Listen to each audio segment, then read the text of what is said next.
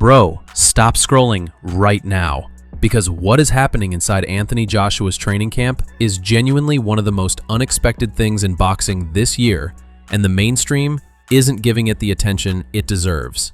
The man who beat AJ twice, took his belts, humiliated him in front of the world, is now inside his gym every single day, pushing him harder than any opponent ever has.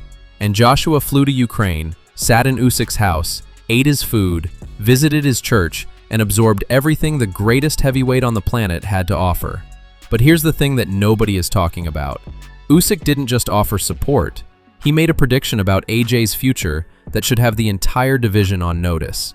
Stay with me, because by the end of this video, everything you thought you knew about this comeback is going to look completely different. Right, quick rewind so we're all locked in. December last year, Anthony Joshua suffered one of the most devastating things a person can go through outside of boxing. Two of his close friends and trainers died in a tragic accident. The man stepped away from everything. 3 months completely off. No training, no public presence, nothing. And when something that heavy hits you, a lot of fighters simply never return to their best. The mind doesn't recover the same way the body does. But AJ came back, and the way he came back is what makes this whole story worth telling. Because the person who helped pull him through wasn't someone from his inner circle. It was Oleksandr Usyk, the same man who beat him twice. Usyk reached out, invited Joshua to Ukraine, and opened his entire world up to him. His culture, his food, his music, his church, the Maidan Memorial where he stood side by side with AJ and spoke about young soldiers who died protecting their country. This wasn't a publicity stunt. This was one human being choosing to genuinely show up for another during one of the hardest periods of his life. And for Joshua, that clearly meant everything. We're now not here with you. We're now in Miami Beach. You know, we drink. You like coconut? Yes, you like.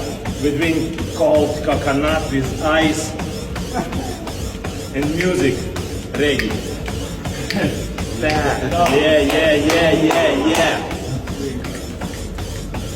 Long step. No tension. Long, yeah.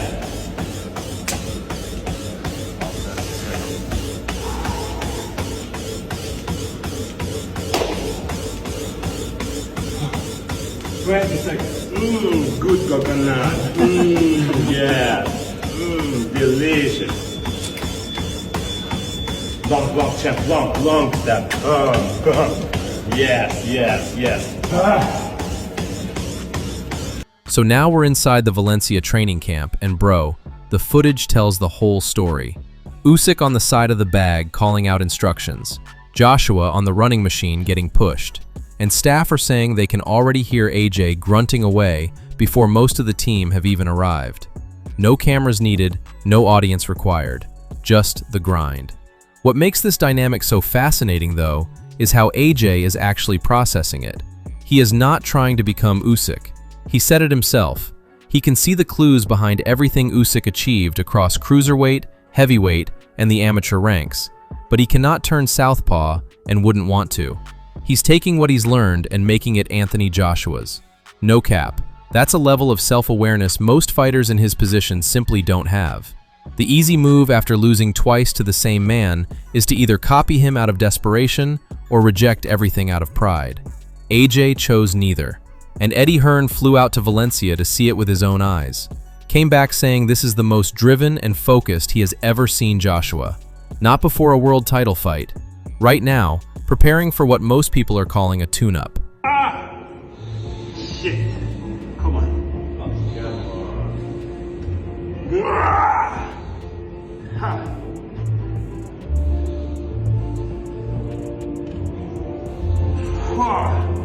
Shit. How many? 20. 12, yeah? How is 12? Not 12.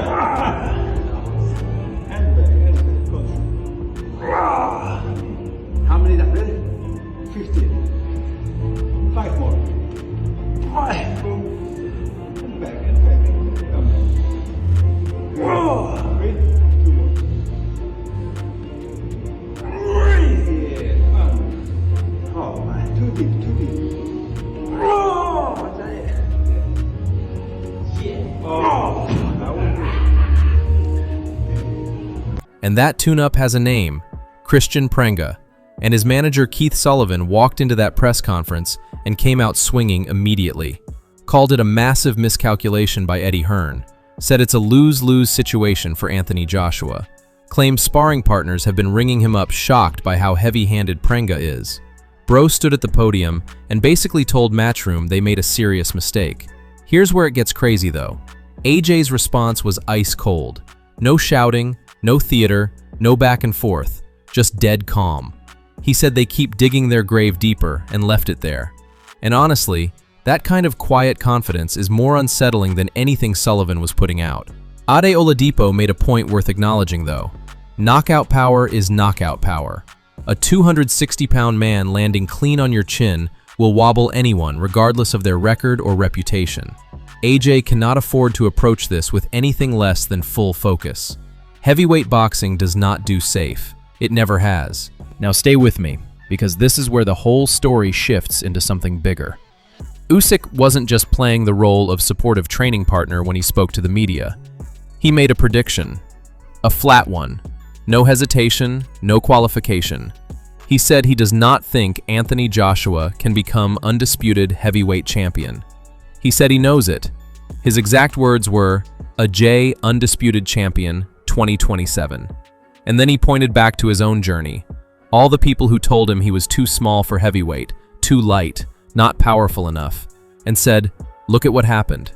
He wasn't offering hope, he was stating a fact as he sees it. The man who took the belts from AJ is now publicly betting on him to eventually hold every single one of them. Wrap your head around that for a second.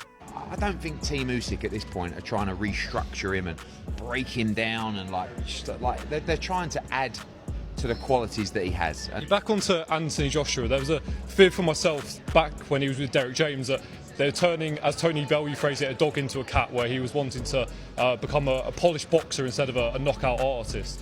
Training with Usyk now, that's not going to be a bad thing for anyone, but is there a fear that he is going back to that and maybe looking to box perfectly and brush up on them things instead of being a guy who knocks people out? No, because I think you have to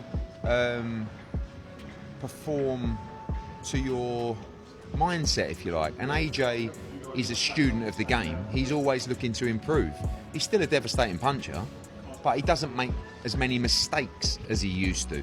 You can go through those levels being a devastating puncher and knocking people out, but when you come up against pound for pound great fighters, you've got to have a bit more about you. Do you know what I mean? You can be a dangerous guy, but you're just not going to win those fights without great fundamentals. And I think people actually underplay his improvements as a fighter in that respect. His defence, his jab, his footwork. Like, it's much better than it used to be. But maybe he's not as erratic as he used to be. And when you're erratic, that is sometimes an asset, but only an asset at a certain level. So, no, I don't think, I don't think Team Usyk at this point are trying to restructure him and break him down and they're trying to add to the qualities that he has. And they're a phenomenal team, and he loves it out there. So here is where everything lands. July 25th in Jeddah, Anthony Joshua steps into the ring against Kristian Prenga with Usyk's knowledge in his corner, his culture in his mind, and a prediction ringing in his ears that his best days are still ahead of him. Tyson Fury is waiting on the other side of this fight, and the whole division knows it. Max Kellerman made the point that the pressure actually favors AJ going into Fury. Less expectation, looser mindset, and a man with nothing to lose tends to fight like it. Vidal Riley has already put it out there publicly that Fury versus AJ is happening this year. The momentum is real, but none of that matters if July 25th goes sideways. Heavyweight boxing has burned these narratives before. One clean shot and everything changes. Sullivan knows that, Prenga knows that, and somewhere deep in that Valencia gym, AJ knows it too. Which is exactly why Usyk is still there every single morning, pushing him past the point where most fighters would stop. Drop your prediction in the comments right now. Does AJ make a statement against Prenga and set up the biggest fight in British boxing history? Or does heavyweight chaos strike again? Like the video, subscribe, and stay locked in, because this story is only getting started.